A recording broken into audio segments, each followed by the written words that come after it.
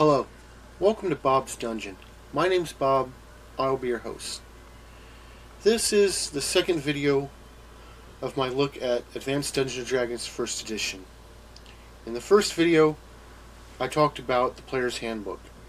In this one, I'm going to talk about the Dungeon Master's Guide and the Monster Manual. Like the first video, let's go ahead and look at what we need to play this game. To play this game, you're going to need a copy of all three core rule books. Those consist of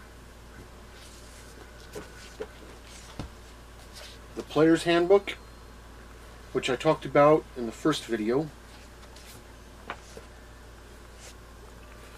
the Dungeon Master's Guide, which I'll talk about in this video, and the Monster Manual, which I will also talk about in this video.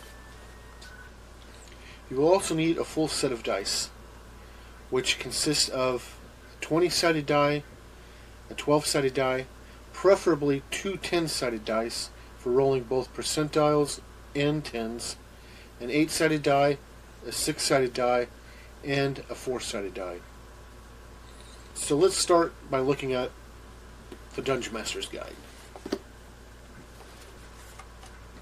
The Dungeon Master's Guide has 238 pages, which makes it a bigger book than the Player's Handbook. That's because it contains a lot more information in it than the Player's Handbook. It also has a copyright of 1979 to give us an idea about when this book came out. It was also published by TSR. First, let's take a look at some of the interior art in this book. It's all like the Player's Handbook, it's all in black and white, and is decent as well. When we open up the Dungeon Master's Guide, the first thing that we're greeted with is the picture of a unicorn. To help give us a feeling for the mood, set, and tone of this game, we are given some pictures that take up both the full page and half of the page throughout the book.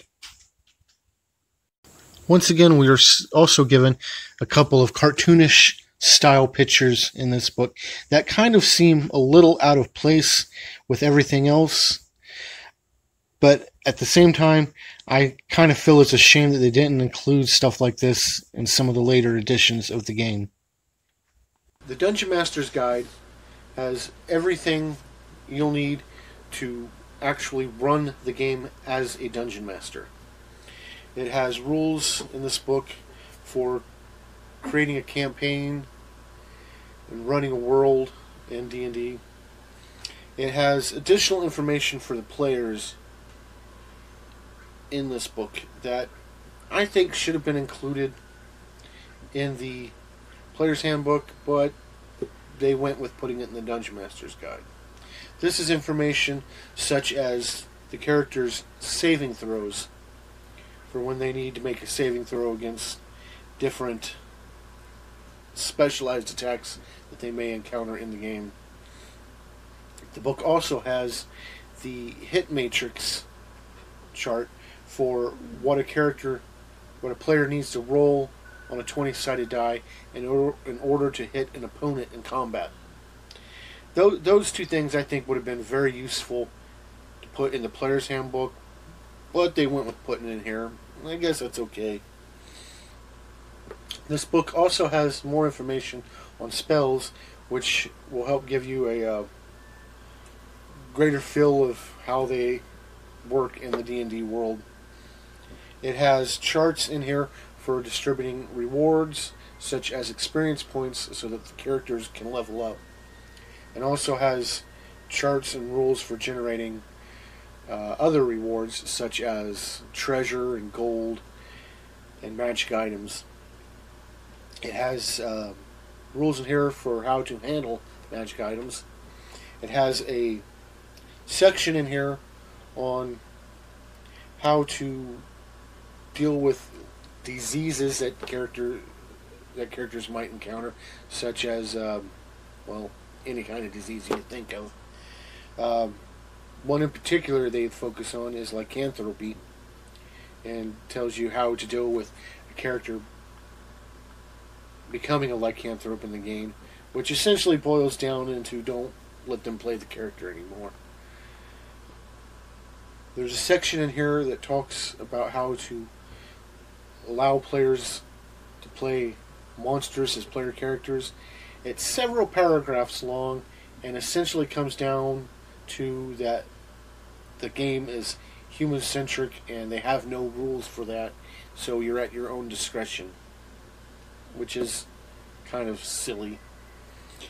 There are also rules in this book on incorporating two of TSR's other role-playing games that they had out at the time into your D&D game, which are Boot Hill and Gamble World. If you wanted to include that kind of thing in your D&D game.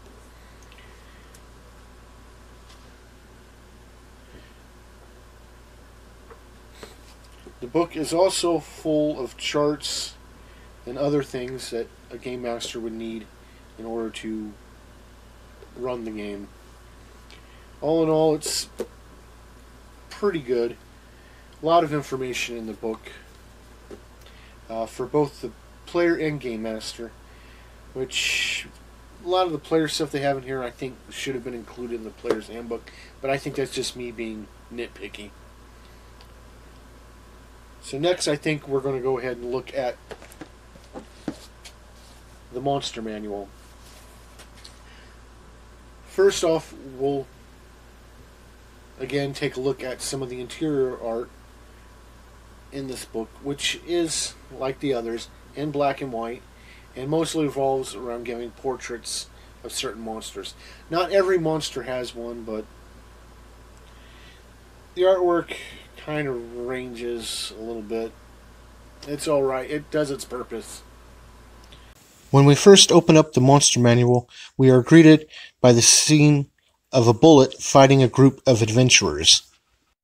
Like the other books, we are also given a few full and half-page pictures to help set a tone and mood for the game. Not every monster in the monster manual has a picture to go along with its description, but a few of them do, and these are just a few of the examples of some of the pictures to be found with some of the monster descriptions in the book.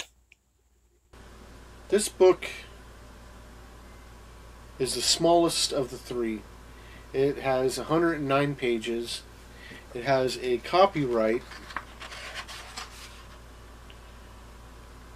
of 1978 to give us a time frame of when this book came out, and it was also published by TSR. This book contains pretty good assortment of monsters and other creatures to have your player characters encounter in the game.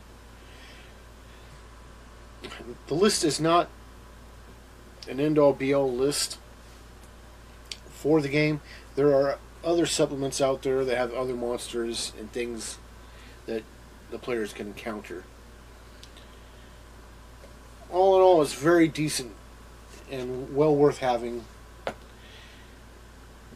There can be some argument that you don't really need it, as long as you have the other two books, and then just not have any monsters in your game. You could do that if you wanted, but it's so much more fun to have them in the game, I think.